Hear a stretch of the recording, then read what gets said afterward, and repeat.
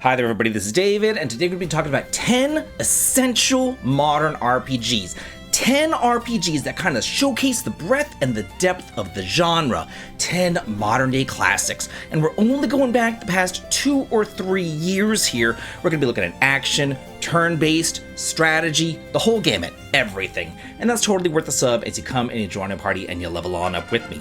Thank you so much for your sub, your like, and your brand new hype. It helps me out a ton. And don't forget that if you're watching a faceless channel, you're probably watching AI, so make sure that you know who your creators are. So let's first start with number 10, Final Fantasy Tactics: The Ivalice Chronicles. Okay, so this here is exactly what a modern re-release should be. It respects the original game in every single way that matters, while also giving the presentation like a really much needed overhaul. The updated sprites and environments are absolutely gorgeous, and the soundtrack is a highlight. Every single battle, it kind of feels like stepping back into a familiar, cherished world, one that I first experienced back in high school, and now you can actually see the way that it was meant to be seen. But what really impressed me most about this game is that it actually followed that kind of like less is more philosophy of remakes. They didn't like completely overhaul the game, they didn't simplify it, they didn't try to sanitize it for a mythical modern audience either. It is still the same gritty, war-torn Ivalice that you always remembered, but now the battles run faster, the menu navigation is cleaner, and the job system finally feels like it has like that usability that it always needed. This here was my first real introduction to strategy RPGs back in the day, and I still gotta say, to this day, I don't think that anything's really come close to it. It is just a masterpiece in every way. Hey everybody. Today I'm partnering with Temu, and I've used them before for all sorts of really nice stuff on the cheap, like even this shirt. Yeah, I got this shirt at Temu. It's really cute, I know. It was like $8, it's great. So if you want to check them out and get some real high quality stuff, this time though, absolutely free, I have a special code for brand new users, and it's right there on the screen. It is KNN2832. And with this code, you can shop there for $0. Yeah. Absolutely free. Let me say that again. Use the code KNN2832 and you get some great game accessories, cool anime stuff, absolutely free. So let me show you how. Go on your phone, open up your Temu app, and then just type in the code KNN2832. There we go. Hit search. And then right here, you'll see at the top, you can get 3 different gifts 100% off. We have little anime things right here. Oh gosh, look at this, is amazing, man. Oh, it's like a game console. You can get it white, black, blue. Absolutely freaking free. Yeah, I'm totally going to claim that. Are you kidding me? That's wonderful. Let's see what else we got going on here. Oh, this one's cute. Kawaii bubble blowing. Yeah. Oh, that's cute. Yeah, let's go ahead and grab that one. Let's see what else we can go on and get right here. Huh. Oh, this is nice. I like this. This is cute. Little like octopus or whatever, like little crystal octopuses. I don't know. They're just really freaking cute. Let's go ahead and grab those. Very, very, very cute. And you can get them all for $0, completely freaking free. How great is that? So now all we have to do here is check out, and you'll get all those gifts for free once you do. So all you want to do is use the link down in the video description or scan the QR code for yourself, download the Temu app, and then type into the search bar KNN2832 to get all your free gifts. And the nice thing is, this isn't just limited to new users either. Anybody can use this, but the code does expire in 24 hours, so be sure to act fast. And now let's get on back to today's video. Number 9, Metaphor ReFantazio. I've got to say, it seems rare in today's day and age that we get a true blue, brand new IP that's not a remake or a rehash of an old story, and just for that, I've gotta give Metaphor its props. And well, I am myself personally kind of sick to death of high school RPGs. Metaphor doesn't do that. It takes the Persona formula and it thrusts it into this fantasy world, and the storyline is really cool, and the villain is one of the best characters ever made. Luis is right up there with like Luca Blight and Kefka, for God's sakes. You just love to hate him. The storyline's very unique. The king is dead, and they hold like this contest to see who will succeed him as the next king. So why not? You throw your own hat into the ring. What could possibly go wrong? It's kind of like Final Fantasy meets Persona, with the press turn combat system, bonding events from Persona, but also like a fantasy world, with different races and job classes of Final Fantasy. And I really like how they took those bonding events from Persona, but they tied them into the job system, making them actually, worthwhile, instead of the boring drudgery like they normally are over in Persona. Everything was just so meticulously crafted. Here is hoping that we get a Metaphor 2 in the coming years, because it definitely does deserve a sequel. Number 8, Chained Echoes. As the sole true indie RPG on this list, it is always good to look over into the indie scene and just kind of see what's going on.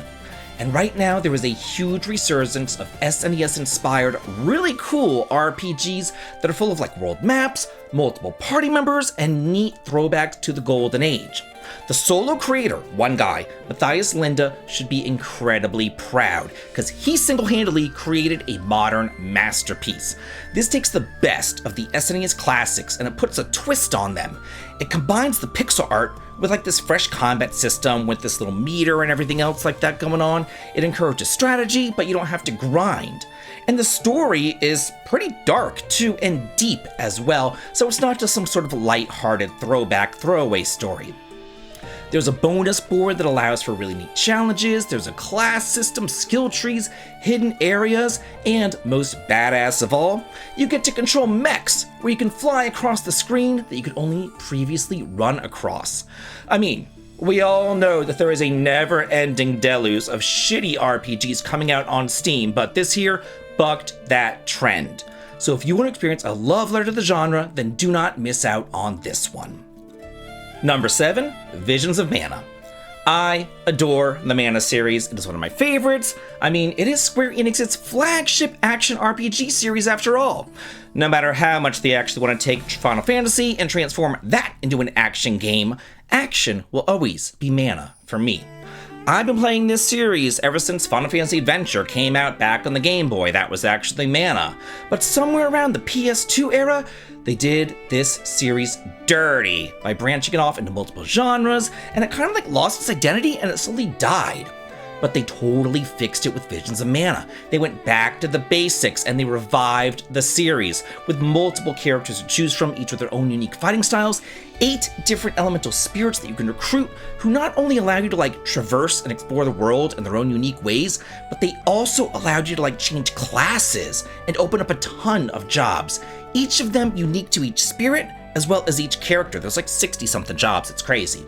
There's massive areas to explore, similar in scope to something like Xenoblade, and they're all absolutely gorgeous too. Not to mention, there's actually good voice acting in a Mana game.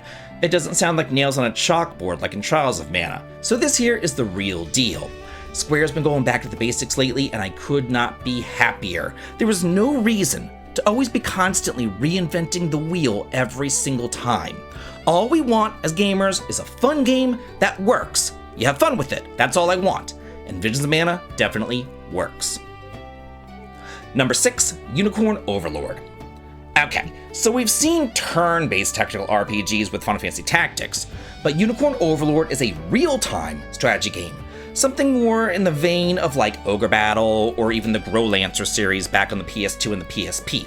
And I've just gotta say, whenever you see Vanillaware on the box, it's a banger. It seems like this company just does not miss. They always do everything right. They know what gamers want and they will deliver it without fail. This is an absolutely riveting storyline filled to the brim with great characters, beautiful locations, and it's gonna stick with you for quite a bit of time. Then, just like in Ogre Battle 64, what a throwback that is, the battling is actually won or lost in the menu, because you don't actually have control of your units during the fight. You instead have to synergize and build up your team and your units inside the menu before the fight. Then you set up this gambit system, kind of like in Final Fantasy XII. Then, as long as you have everything set up properly, you really don't have to worry about battling anymore, and makes them lightning quick, which is cool too. So instead of focusing on the minutia of the fighting, you instead focus on the bigger picture, like an omnipotent god, and that's freaking cool. Number 5, Octopath Traveler 0.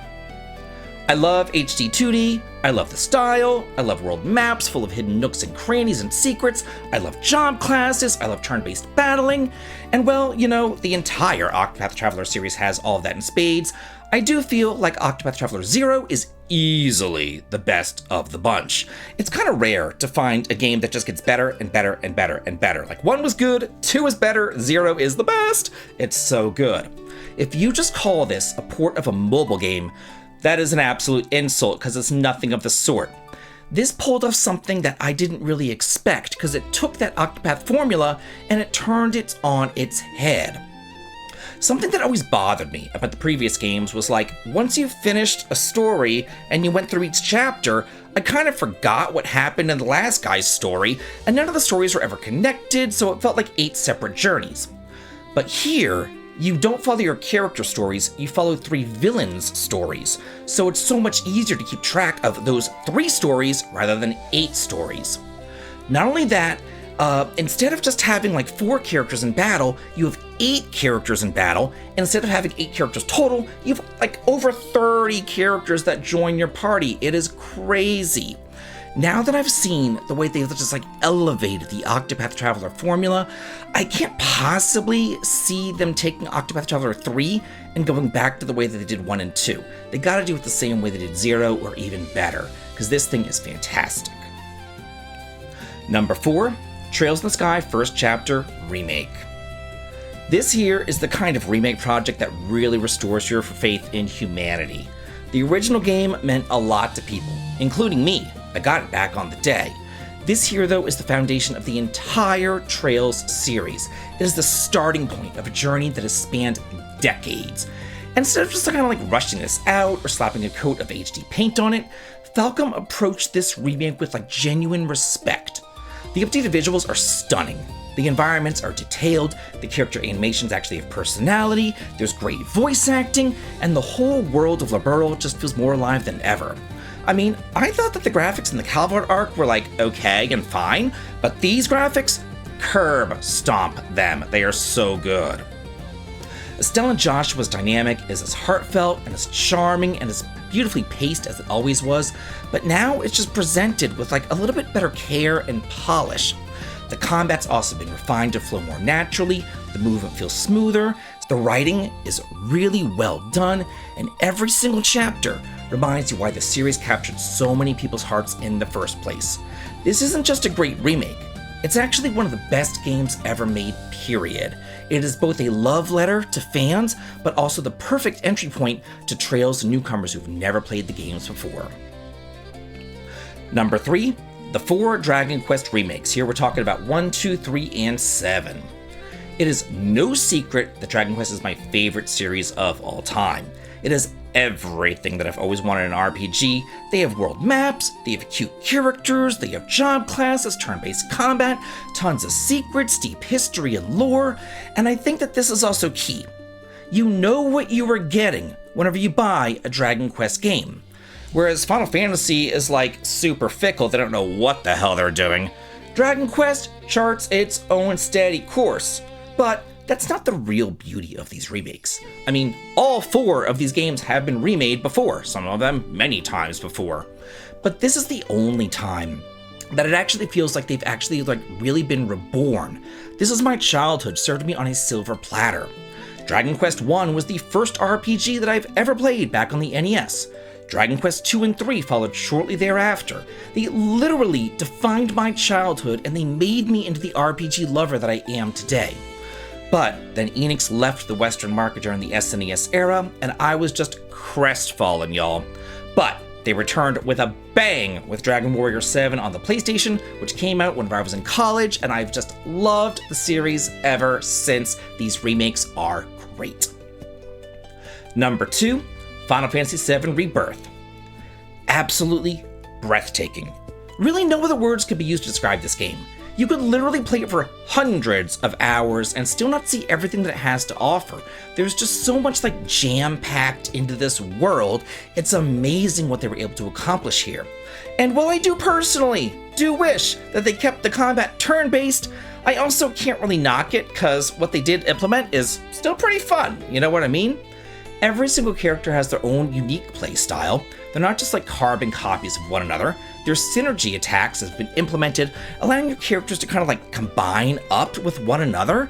And then there's also the materia system, which is just fantastic. So all the customization is there as well.